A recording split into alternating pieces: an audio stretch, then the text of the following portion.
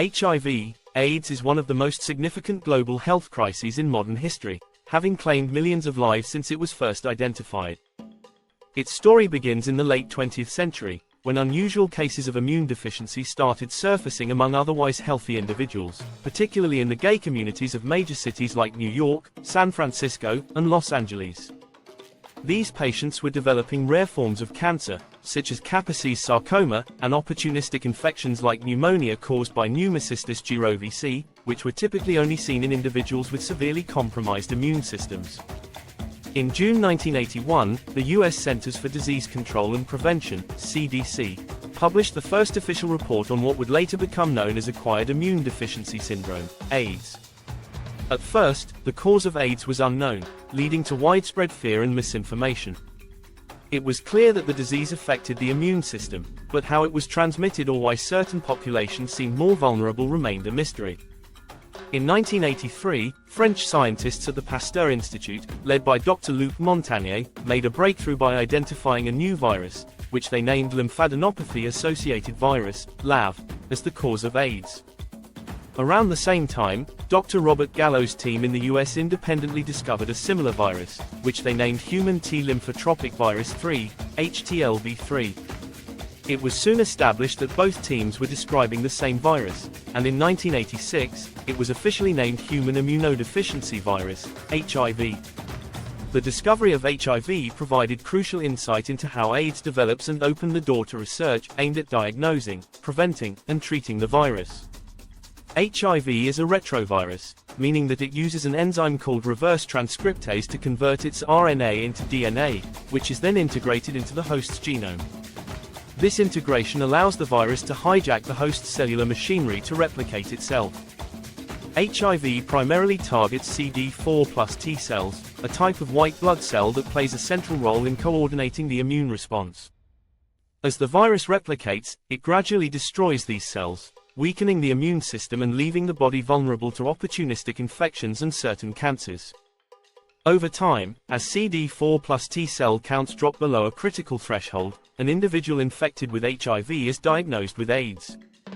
Without treatment, AIDS is fatal, as the body becomes unable to fight off infections that a healthy immune system could easily control.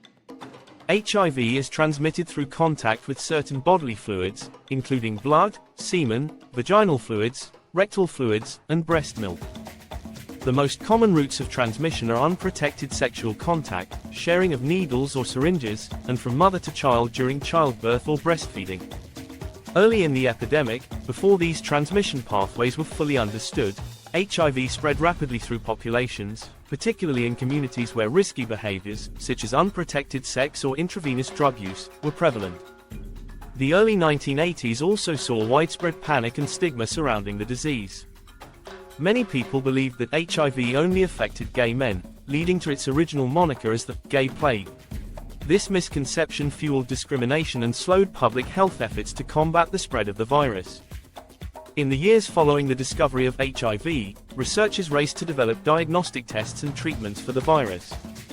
The first major breakthrough came in 1985 when the U.S. Food and Drug Administration, FDA, approved a blood test to detect HIV antibodies. This test allowed individuals to determine whether they had been infected with the virus, even if they were not yet showing symptoms. Around the same time, the first efforts to develop treatments for HIV began to bear fruit. In 1987, the FDA approved the first antiretroviral drug, zidovudine, AZT, which helped slow the progression of the virus in some patients. Although AZT was not a cure, it represented a significant step forward in the fight against HIV and gave hope to millions of people living with the virus. The development of highly active antiretroviral therapy, HAART, in the mid-1990s marked a turning point in the treatment of HIV.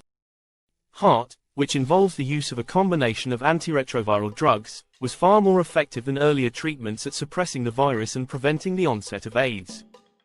By attacking the virus at multiple stages of its life cycle, HAART drastically reduced viral loads in patients' bloodstreams, allowing their immune systems to recover. With the advent of HAART, HIV was no longer an automatic death sentence. People living with HIV who had access to treatment could now expect to live long, healthy lives. However, HAART is not a cure for HIV. the virus remains in the body, and if treatment is stopped, it can rebound. Moreover, access to these life-saving drugs was initially limited to wealthier countries, leaving millions in the developing world without treatment. While antiretroviral therapy transformed HIV from a fatal disease into a manageable chronic condition, the global HIV/AIDS epidemic continued to rage, particularly in sub-Saharan Africa. By the late 1990s and early 2000s, HIV had become the leading cause of death in the region, with millions of people infected and entire communities devastated. Poverty, lack of access to healthcare, and social stigma all contributed to the high rates of infection and mortality. In response, global health organizations, governments, and NGOs launched a concerted effort to address the crisis. The creation of the Global Fund to Fight AIDS, Tuberculosis, and Malaria in 2002, along with the US President's Emergency Plan for AIDS Relief, PEPFAR, represented a significant shift in the global response to HIV/AIDS. These initiatives helped fund prevention, testing, and treatment programs in some of the hardest-hit countries, ultimately saving millions of lives. Despite the progress made in the fight against HIV/AIDS, challenges remain. Stigma and discrimination continue to prevent many people from seeking testing and treatment. In some countries, laws criminalizing same-sex relationships, drug use, or sex work further marginalize those at high risk of HIV infection. Additionally, while antiretroviral therapy has extended the lives of millions of people living with HIV, it requires lifelong adherence to a strict treatment regimen, which can be difficult for some individuals to maintain. Researchers are continuing to search for a cure for HIV, as well as ways to prevent transmission of the virus in the first place. One promising development in recent years has been the introduction of pre-exposure prophylaxis, PrEP, a daily pill that significantly reduces the risk of HIV infection in people at high risk. Advances in HIV vaccine research also hold potential, though an effective vaccine remains elusive. In conclusion, the story of HIV/AIDS is one of both tragedy and triumph. The initial spread of the virus caused untold suffering and loss, particularly in marginalized communities, but the tireless work of scientists, healthcare providers, activists, and people living with HIV has led to monumental advances in treatment and prevention. Today, HIV is no longer a death sentence for those who have access to care, but the epidemic is far from over. Ongoing efforts to reduce stigma, expand access to treatment, and develop new prevention strategies are essential to bringing an end to the HIV/AIDS crisis once and for all. The history of HIV/AIDS continues to evolve as research, public health initiatives, and societal attitudes shape the global response to the virus. One of the significant shifts in the understanding of HIV/AIDS has been the recognition of the importance of community involvement and grassroots activism in combating the epidemic. In the early years of the epidemic, as fear and misinformation ran rampant, activists played a crucial role in advocating for the rights of people living with HIV, demanding access to life-saving treatments, and raising awareness about the disease. Organizations like ACT UP, AIDS Coalition to Unleash Power, emerged in the 1980s, mobilizing protests and campaigns to pressure governments and pharmaceutical companies to expedite drug approval processes and make treatments more accessible.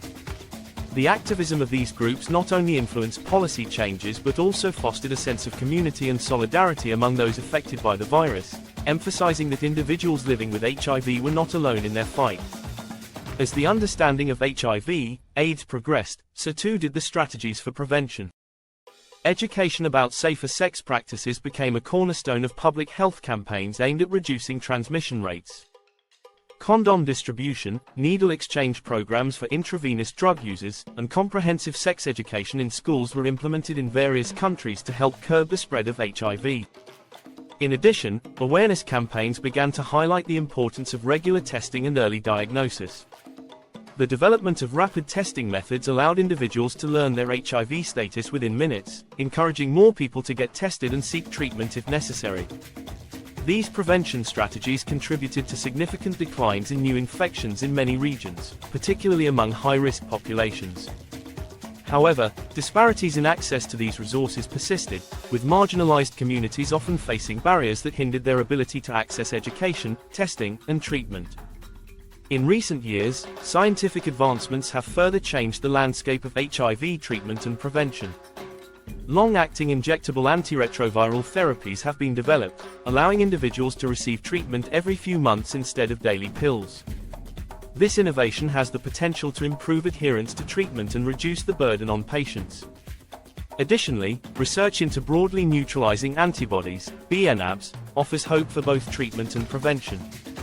These antibodies can target multiple strains of HIV, potentially leading to the development of effective vaccines or therapies that could provide long-lasting protection against the virus. While these advancements represent significant progress, challenges remain, particularly in ensuring equitable access to these new technologies across different populations and regions. The global response to HIV/AIDS has also highlighted the intersection of various health issues and social determinants of health.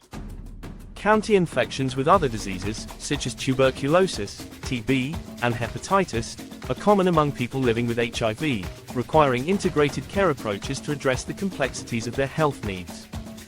Furthermore, the COVID-19 pandemic has had profound implications for HIV prevention and treatment efforts. Disruptions to healthcare services, challenges in accessing testing and medications, and increased stigma have threatened the progress made in the fight against HIV/AIDS. Nevertheless, the resilience of communities and the adaptability of healthcare systems have led to innovative solutions, such as telehealth services and virtual support groups, to maintain continuity of care during these challenging times. The future of HIV/AIDS research and public health strategies will rely heavily on a multifaceted approach that combines scientific innovation, community engagement, and policy advocacy. As the epidemic continues to unfold, the importance of addressing social determinants of health, such as poverty, education, and access to healthcare, cannot be overstated. Strengthening healthcare infrastructure, expanding access to prevention and treatment resources, and combating stigma are essential components of a comprehensive strategy to end the HIV/AIDS epidemic. Additionally, global cooperation and funding for research and public health initiatives will be critical in reaching vulnerable populations and addressing disparities in care. As we look forward, the lessons learned from the HIV/AIDS epidemic provide valuable insights for tackling other global health challenges. The power of community activism, the importance of science-driven public health initiatives, and the necessity of addressing social inequities are all crucial elements in creating a more equitable and effective healthcare system.